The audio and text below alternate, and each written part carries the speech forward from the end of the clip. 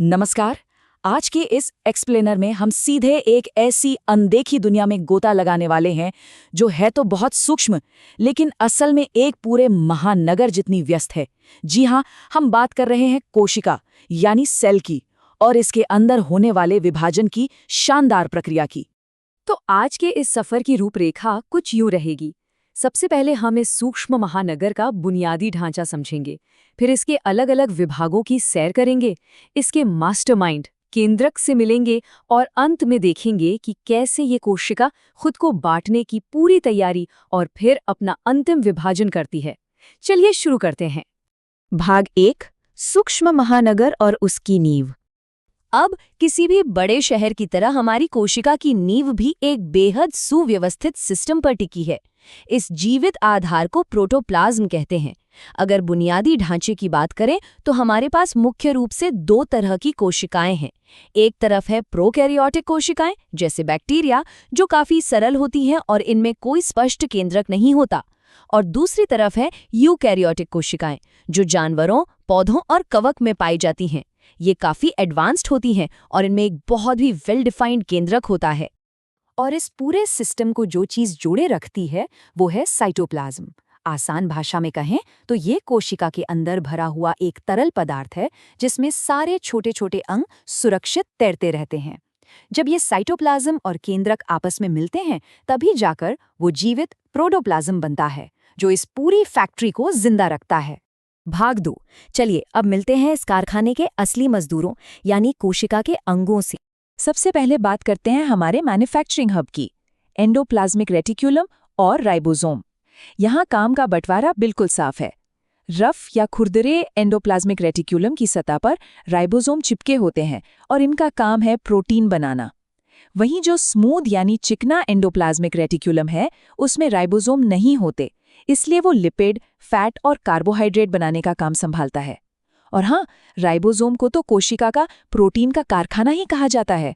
बिल्कुल सटीक नाम है ना? लेकिन भाई, बिना ऊर्जा के कोई कारखाना कैसे चलेगा? यहीं पर एंट्री होती है माइटोकॉन्ड्रिया की। इसे कोशिका का पावर हाउस कहते हैं। वैसे कार्ल बेंडा ने शुरुआत में इसे बायोब्लास्ट नाम दिया था। इसकी अपनी एक डबल लेयर झिल्ली होती है और तो और इसका अपना अलग डीएनए भी होता है। यहीं पर कोशिकीय श्वसन होता है जिससे ग्लूकोज टूटकर 36 से 38 एटीपी ऊर्जा बनाता है। यही एटीपी इस कारखाने की असली करेंसी है। अब जहां इतनी सारी ऊर्जा और निर्माण का काम हो रहा है तो कुछ टूट-फूट भी होगी। इसीलिए लाइसोसोम को कोशिका का एटम बॉम्ब या सुसाइडल बैग कहा जाता है। इसमें इतने पावरफुल एंजाइम होते हैं जो कोशिका के अंदर की किसी भी चीज को पचा सकते हैं। गोल्जी बॉडीज से बने ये लाइसोसोम जरूरत पड़ने पर कचरे को तो साफ करते ही है, लेकिन डैमेज होने पर पूरी कोशिका को ही नष्ट कर सकते हैं। सच में काफी खतरनाक है। अब जरा इस कारखाने के लॉजिस्टिक डिपार्टमेंट को देखते हैं। कैमिलो गोल्जी ने गोल्जी बॉडीज की खोज की थी, जो असल में सेल के पोस्ट ऑफिस की तरह काम करते हैं। मतलब कोशिका के अंदर जो भी माल तैयार होता है उसकी सही से पैकेजिंग करना और उसे उसकी सही जगह पर डिस्पैच करना, यही इनका काम है, एकदम परफेक्शन के साथ। अब पौधों की कोशिकाओं में कुछ ऐसा होता है जो हमारे पास नहीं है, प्लास्टिड्स। ये सिर्फ प्लांट सेल्स में होते हैं और 3 तरह के होते हैं।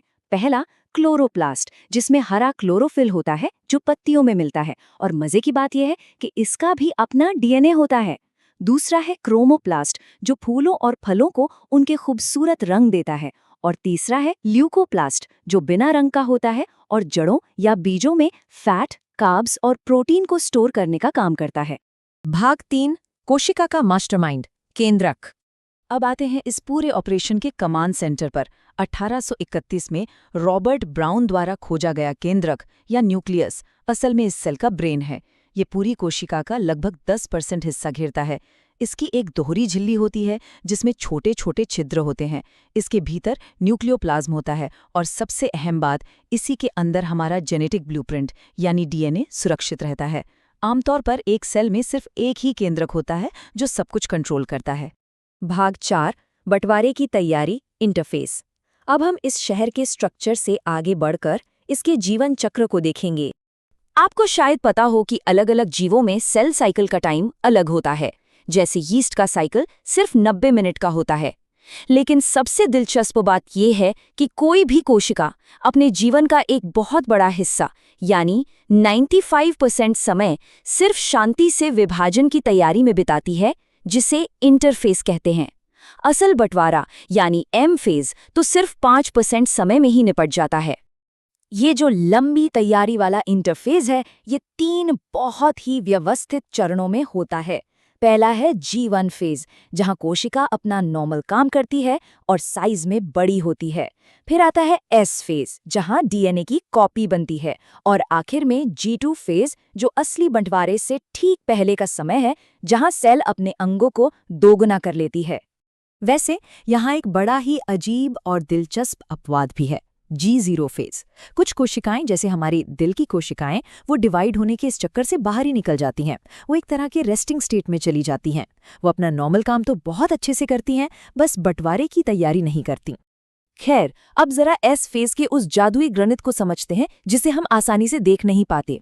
होता क्या है कि इस दौरान डीएनए की मात्रा एकदम दोगुनी हो जाती है, यानी 2C से 4C। लेकिन प्रकृति का चमत्कार देखिए, क्रोमोसोम यानी गुणसूत्रों की संख्या बिल्कुल वही रहती है। अगर वो 2N थे तो वो 2N ही रहते हैं। इसी समय पर जंतु कोशिकाओं में हिस्टोन प्रोटीन भी बनते हैं, जो आगे चलकर बहुत काम आते हैं। और फिर आता है G2 फेज। ये सेल की फाइनल चेकलिस्ट है। यहाँ कोशिका ये पक्का करती है कि माइटोकॉन्ड्रिया और गोल्जी बॉडीज जैसे अंग डबल हो जाएं, ताकि जो 2 नई कोशिकाएं बनेंगी उनमें से किसी को भी कोई कमी ना रहे।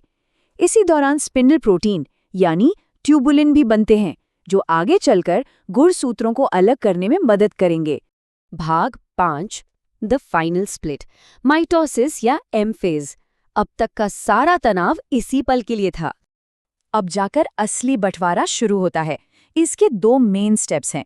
सबसे पहले होता है कैरियोकाइनेसिस, यानी केंद्रक का बंटवारा, जहां क्रोमोसोम्स दोनों तरफ बराबर बांट दिए जाते हैं।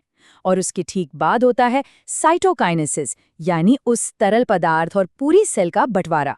और बस एक कोशिका से 2 एकदम नई परफेक्ट कोशिकाएं बन जाती हैं। पर ध्यान रहे, केंद्रक का यह बंटवारा कोई एक झटके में होने वाला काम नहीं है।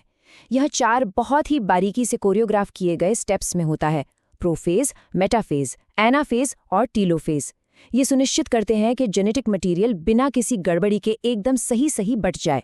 तो इन सब के बाद एक बड़ा सवाल जहन में आता है, अगर एक इतनी छोटी सी माइक्रोस्कोपिक कोशिका इस इतने जटिल क्लोनिंग प्रोसेस को बिना थके इतनी परफेक्टली बार-बार कर सकती है, तो सोचिए उस 95% जीवन काल में विकास के और कितने रहस्य छिपे होंगे, जिन्हें हम अभी तक ठीक से देख भी नहीं पाए हैं।